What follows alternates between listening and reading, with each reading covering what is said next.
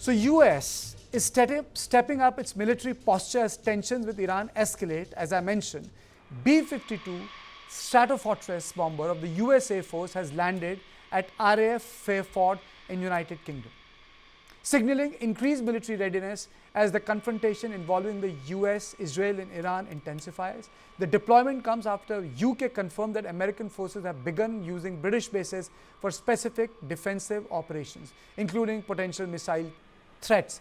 Now, Prime Minister Keir Starmer had earlier resisted allowing US forces to use British bases. But that's not the story. The story is B-52.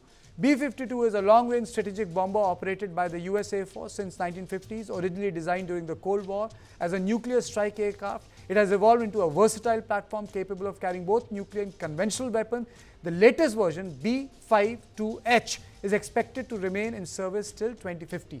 Powered by 8 jet engines, the bomber can fly 14,000 kilometers without refueling and operate at an altitude of 50,000 feet. It can carry close to 70,000 pounds of weapons, making it one of the most powerful long-range strike aircrafts.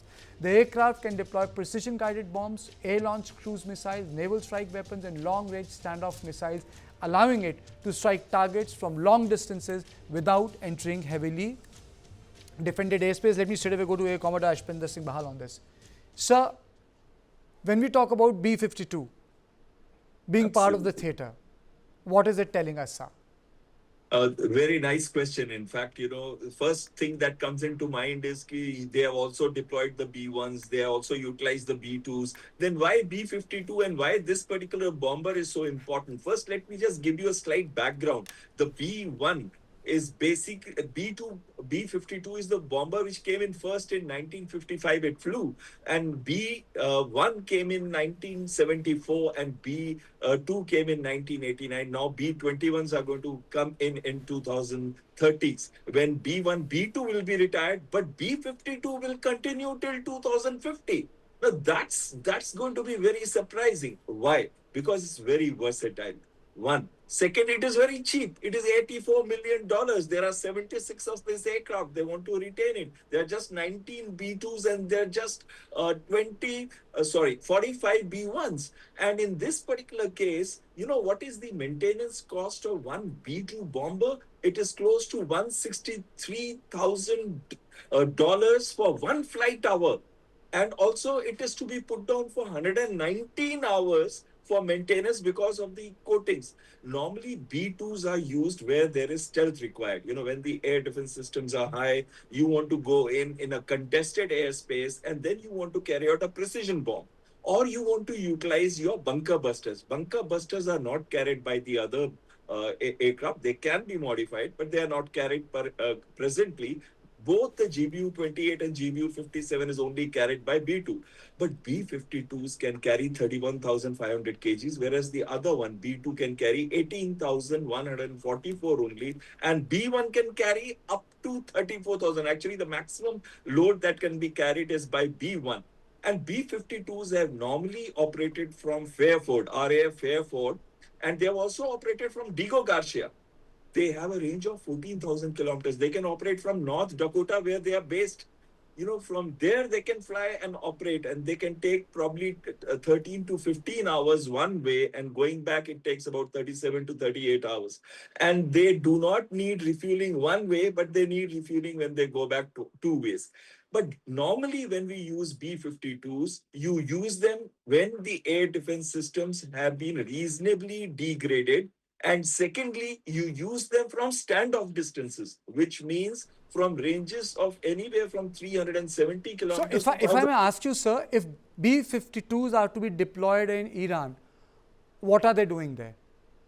They are actually hitting at either the missile infrastructure, the military installations. They can even be used against the ships. Now, if you remember, there was a container ship, Shahid Bagheri, which was destroyed. And there was, as Trump claims, 51 ships are on the bottom of the sea. So some may have been destroyed by B1, B2, or some may have actually been destroyed by B-52 also, because they carry JA. They carry 20 JAASM, which means 158Cs, which are anti-ship missile with ranges of about 1000 kilometers, 920 or 930 kilometers. So they can be used against missile sites. They can be used against command and control structures. They can be used against distributed. Kartikeya, this is very important.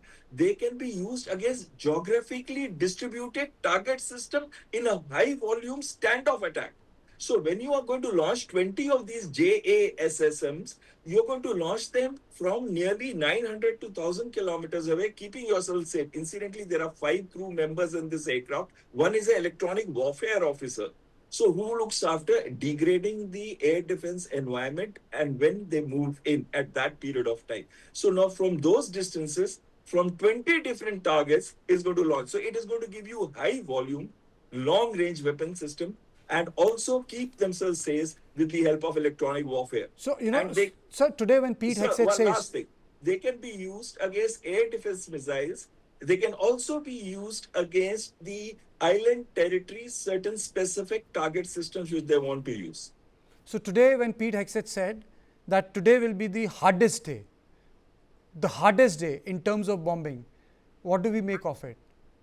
What I can make of it is that they're getting frustrated, first of all. Most intense day of bombing. That's exactly. So I personally feel that they are going to bomb every particular missile launcher, every particular air defense system that is left. Remember, their Reapers are getting shot down and the Israeli drones HARMs are getting shot down. Even today, so they're going to knock off all the air defense systems. They're going to knock off all their launchers, whichever have been found. And they can even do dynamic targeting by doing endurance runs outside at 1,000 kilometers ranges. They are also going to hit those target systems which have been left off till now. It will be virtually blanket bombing being carried out with precision, from long distances, and maybe they will hit at oil, which I don't think so, because Trump had said Israel did not take permission before they hit the oil refineries or the oil dumps. So do these bombers have the capacity to carry the biggest conventional bombs, which you call the mother of all bombs? What you mean probably is massive ordnance penetrators. Yes. No, they are basically GBU-57, which has got a weight of 13,500 kgs. 2 can be carried only by B-2. No other bomber can carry bunker busters. So nuclear targets cannot be attacked by B-52. If they want to attack Natanz, Isfahan, or they want to attack Fordo, they will not use B-52. They can only use B-2 bombers. Okay. So basically you are saying that B-2, B-1 and B-52, these are the frontline aircrafts being used in Iran? Absolutely. The B-1 is used because of its high speed. It has a speed of 1,531 kilometers per hour. That is 1.25 times the speed of sound. It comes in at low level and fast comes in. It's a swing wing aircraft. Incidentally, I've flown swing wings. So just to explain to you, swing wing means like 137 feet when it is like this. And when you swing your wings back, it reduces to 79 feet. So you fly like a dart. So you're flying at very high speeds. So it is that kind of an aircraft that comes in at high speeds, at low levels, with standoff weapons, and 24 of them, B-1. B-2 is basically stealthy at contested targets. Okay. So I've really run short of time. Thank you. You very beautifully explained the difference between B-1, B-2 and B-52.